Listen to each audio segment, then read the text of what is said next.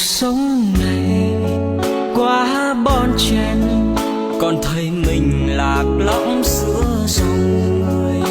Từng đêm về lòng con thắc lại, mẹ ở quê giờ sống thế nào. Cuộc đời con tha phương mấy năm trời, chưa bao giờ con thấy